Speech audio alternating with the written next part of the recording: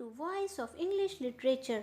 Viewers, आज जो topic हमने चूज़ किया है वो कलेक्शन है स्टोरीज़ का, जिसका नाम है the golden goose and other stories by David Ford. ये stories 1st to 5th grade के बच्चों को पढ़ाई जाती है और इसमें काफ़ी सारी स्टोरीज़ होती हैं जिनमें काफ़ी सारे चैप्टर्स होते हैं। तो आज जो हमने स्टोरी यहाँ पे चूज़ की है उसका नाम है रोज़बर्ड। तो चलें इसे स्टार्ट करते हैं। रोज़बर्ड स्टोरी ये एक्चुअली फेरी टेल्स हैं। फेरी टेल ऐसी टेल्स होती हैं, ऐसी स्टोरीज़ होती हैं जिसमें मॉरल लेसन बताया जाता है, सुपरनेचुरल कैरेक्टर्स होते हैं और गुड वर्सेस बैड जंग होती है जिसमें आखिर में गुडनेस जीत जाती है। तो रोज़बर्ड भी ऐसी ही स्टोरी है और इसमें 6 चैप्टर हैं। फर्स्ट चैप्टर है इसका अ ब्यूटीफुल बेबी गर्ल। ये कहानी शुरू होती है एक किंगडम से, एक कंट्री से, जहाँ किंग और क्वीन बहुत सैड होते हैं, बल्कि सब सैड होते हैं क्योंकि किंग और क्वीन की कोई औलाद नहीं होती। एक दिन क्वीन चहलकदमी कर रही होती है रिवर के किनारे, तो वहाँ से एक फ़िश बाहर आती है और उसे कहती है कि बहुत जल्द उसे एक गुड न्यूज़ मिलेगी। और फिर ऐसा ही होता है, उसको एक बेबी पैदा होती है जिसका नाम वो रखती है रोज़बर्ड। अब रोज़बर्ड बच्ची जैसे ही पैदा होती है वो किंगडम पूरा खुशी में नहा जाता है। किंग और क्वीन बहुत खुश होते हैं और अपनी रियाया के साथ बहुत ही खुशी की तकरीब रखना चाहते हैं। उस तकरीब में वो कुछ सुपरनेचुरल कैरेक्टर्स को बुलाते हैं जो वहाँ पे 13 फेरीज़ होती हैं और वो उसी किंगडम में रहती हैं। किंग और क्वीन सिर्फ 12 फेरीज़ को बुला पाते हैं क्योंकि उनके पास सिर्फ 12 गोल्डन कप्स होते हैं, जिस वजह से वो 13 फेरी को इनविटेशन भेजते ही नहीं हैं और यहीं से उनकी तमाम मुसीबतों का आगाज़ होता है। और यहाँ तकरीब शुरू होने से पहले ही फर्स्ट चैप्टर ख़त्म होता है। सेकंड चैप्टर जिसका नाम है द 13th फेरी, ये स्टार्ट होता है उस तकरीब से जहाँ पे तमाम कंट्री साइड के लोग आते हैं। बादशाह और मलका बहुत खुश होते हैं और तमाम फेरीज़ जो कि 12 इनवाइटेड होती हैं वो सब एक एक करके उस बच्ची को गुड विश दे रही होती हैं एज अ गिफ्ट। जिस तरह सारी क्वालिटीज़ होती हैं, beauty, kind hearted, good tempered, ये तमाम चीज़ें एज अ विश उस बच्ची को दे देती हैं। 11 फेरीज़ पूरी हो जाती हैं। जब 12 फेरी का नंबर आता है वो अपनी विश देने ही लगती है कि अचानक वहाँ पे दरवाज़ा खुलता है और 13 फेरी अंदर आती है। वो बहुत गुस्से में होती है और वो उस बच्ची को उनसे बदला लेने के लिए एक बैड विश देती है। वो बैड विश ये होती है कि जब वो बच्ची 15 साल की हो और उसे कोई भी निडल कहीं भी चुभे, उसी वक्त उसकी डेथ हो जाए। ये विश सुन के किंग और क्वीन बहुत ज़्यादा सैड हो जाते हैं, लेकिन अभी 12 फेरी की विश बाकी थी। वो कहती है कि मैं इस विश को चेंज तो नहीं कर सकती, लेकिन इसको सॉफ्ट कर सकती हूँ कि जब वो बच्ची 15 साल की हो और उसे कभी भी निडल चुभे तो उसकी डेथ ना हो, बल्कि वो 100 साल के लिए सो जाए। और फिर वो उसको यही विश दे देती है। लेकिन बादशाह और मलका अपनी प्रिकॉशनरी मेजर्स लेते हैं और सोल्जर्स को हुक्म दे देते हैं कि जहाँ भी कोई भी निडल हो इस कंट्री में उसको ख़त्म कर दिया जाए, उसको गायब कर दिया जाए। और ऐसा ही होता है। सोल्जर्स उठा के उन तमाम निडल्स को समंदर में, पहाड़ों के नीचे फेंक देते हैं और उस कंट्री से निडल्स गायब हो जाती हैं। यहाँ पे सेकंड चैप्टर ख़त्म होता है और थर्ड चैप्टर जिसका नाम है the room in the old tower start होता है। अब ये चैप्टर 15 साल के बाद स्टार्ट होता है, जिसमें बच्ची 15 साल की हो चुकी होती है और वो बिल्कुल वैसे ही होती है जैसे कि उसको विशेस मिली होती हैं। यानी कि वो ब्यूटीफुल भी होती है, काइंड टेम्पर्ड भी होती है, गुडनेस से भी उसमें कूट कूट के भरी होती है। यानी कि जितनी भी उसको अच्छी अच्छी विशेस मिली थी वो बिल्कुल वैसी ही होती है।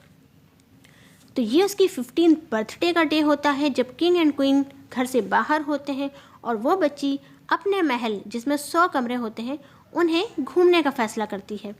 वो हर जगह रोमिंग कर रही होती है, घूम रही होती है कि अचानक उसकी नज़र एक कमरे पे पड़ती है जहाँ ऊपर एक टावर होता है। वो उस पर चढ़ जाती है और वहाँ सीढ़ियाँ भी होती हैं जिससे चढ़ के वो एक छोटे रूम में पहुँचती है। दरवाज़ा खोलती है तो अंदर एक ओल्ड लेडी कुछ सी रही होती है, वो भी निडल से। वो बच्ची निडल देख के बहुत हैरान होती है। उस खातून से पूछती है कि वो क्या कर रही है वहाँ। तब ओल्ड लेडी बताती है कि मैं कुछ सी रही हूँ और इस कमरे में मुझे कोई डिस्टर्ब ना करे इसलिए बैठी हूँ। वो बच्ची उस निडल को देख के बहुत हैरान होती है, जो कि उसने ज़िंदगी में पहली मर्तबा देखी होती है। वो अपनी फिंगर ले जाके उसकी टिप पे रख के उसको देखना चाहती है कि सडन उसको वो चुभ जाती है और वो मर जाती है। नहीं, मरती नहीं है। मरती इसलिए नहीं है क्योंकि उसको 12 फेरी ने विश दी होती है कि वो सिर्फ सो जाए, वो भी 100 साल के लिए। अब यहाँ पे ओल्ड लेडी असल में होती है 13th फेरी और वो अपना बदला लेने आई होती है। वो वहाँ से फ़ौरन डिसअपेयर हो जाती है और यहाँ पे रोज़बर्ड सो जाती है एक लंबे अरसे के लिए। और फिर स्टार्ट होता है 4th chapter, the palace behind the thorn has. इस चैप्टर में यहीं से स्टार्ट होता है जब वो बच्ची सो जाती है। उसके बाद किंग एंड क्वीन अंदर आते हैं घर में और जैसे ही वो उस महल के अंदर घुसते हैं वो भी दोनों गहरी नींद सो जाते हैं। उस महल के डॉग्स और हॉर्सेस वो भी सो जाते हैं। उस महल की रूफ टॉप पे जो बर्ड्स बैठे होते हैं वो भी सो जाते हैं। जो मक्खियाँ उड़ रही होती हैं, फ्लाइज, वो भी उसी वक्त सो जाती हैं। जो फायर बर्निंग होती है वो स्टॉप हो जाती है। जो मीट रोस्ट हो रहा होता है वो कुक होना बंद हो जाता है और वहाँ पे एक कुक होता है जो कि एक किचन बॉय को उसी वक्त पकड़ लेता है कोई गलत काम करने पे। वो एक बड़ा सा चम्मच उठाता है, उसको मारने लगता है कि अचानक उसको भी नींद आ जाती है। किचन बॉय भी सो जाता है और कुक भी सो जाता है।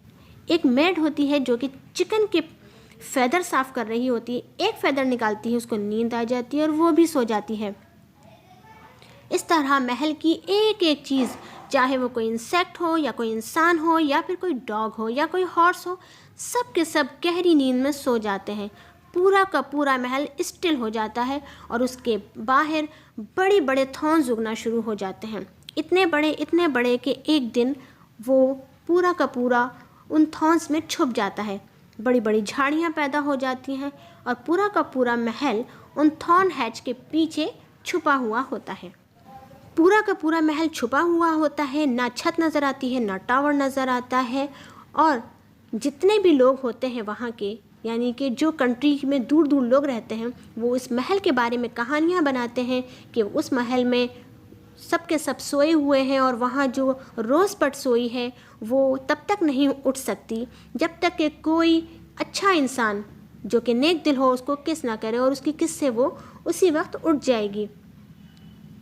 इसी तरह बहुत सारे फूलिश ग्रीडी यंग मैन आते हैं, ट्राई करते हैं, लेकिन उनके पाँव में तमाम जो वुड्स होती हैं, तमाम ब्रांचेस होती हैं, वो फंस जाती हैं और थॉर्न उसमें ऐसी फंसती हैं उनके पाँव में कि वो कभी उससे निकल नहीं पाते और वहीं खड़े खड़े उनकी डेथ हो जाती है। तो यहाँ तक हमारा 4th चैप्टर ख़त्म होता है। चैप्टर स्टार्ट होता है जिसका नाम है द प्रिंस, जो कि 100 ईयर्स के बाद होता है और यहाँ पे आमद होती है एक 16 ईयर्स ओल्ड प्रिंस की, जो कि बहुत ही नेक दिल होता है। और मुलाकात होती है उसकी एक ओल्ड मैन से जो उसे बताता है उस महल की कहानी सुनने के बाद प्रिंस को बहुत ही ज़्यादा सिंपैथी फील होती है रोज़बर्ड के बारे में और वो डिसाइड कर लेता है कि वो भी ज़रूर जाएगा। जिस पे ओल्ड मैन उसे मना करता है और बताता है कि वो कितना ख़तरनाक है, अगर वो जाता है तो यकीनन वो भी उन बाकी लोगों की तरह मर सकता है। लेकिन प्रिंस डिसाइड कर लेता है और पहुंच जाता है महल के दरवाजे पे। महल के दरवाजे पे उसे कोई थॉर्न नज़र नहीं आता, बल्कि उसके रास्ते में होते हैं फ्लावर्स और बहुत ही छोटी छोटी ब्रांचेस। वो उसको पार करता है और महल के अंदर दाखिल हो जाता है, जहाँ पे उसे सारे लोग ही सोए हुए मिलते हैं। सब लोगों को सोता देख के वो ढूंढने लग जाता है रोज़बर्ड को और उस टावर वाले कमरे में जाता है जहाँ पे रोज़बर्ड सो रही होती है। यहाँ पे वो रोज़बर्ड को वही किस करता है जिसकी वजह से वो उठ जाती है और उसके उठते ही तमाम सीन रिवर्स हो जाते हैं। किंग एंड क्वीन उठ जाते हैं, अपनी नींद से बेदार हो जाते हैं, जबकि हॉर्सेस उठ के अपनी जिस्म को हिलाना शुरू कर देते हैं। डॉग्स उठते ही भागना शुरू करते हैं, बर्ड्स उड़ते ही उड़ना शुरू कर देते हैं और फ्लाइज जो होती हैं वो वॉल से हटना शुरू हो जाती हैं, जो कि काफ़ी अरसे से चिपकी होती हैं और एक दूसरे के गिर्द घूमना शुरू कर देती हैं। जो फायर होती है फ़ौरन जलना शुरू हो जाती है और जो मीट रोस्ट हो रहा होता है वो रोस्ट होना शुरू हो जाता है। कुक अपने लार्ज स्पून के साथ खड़ा होता है और उस किचन बॉय को मारने वाला होता है, जो कि 100 साल तक वैसे ही खड़ा रहता है। और इन तमाम सीन के रिवर्स होते ही वो चम्मच बिल आखिर किचन बॉय के सर पे पड़ता है और चिकन के ऊपर से निकालती हुई मेड तमाम फेदर्स निकालना शुरू कर देती है।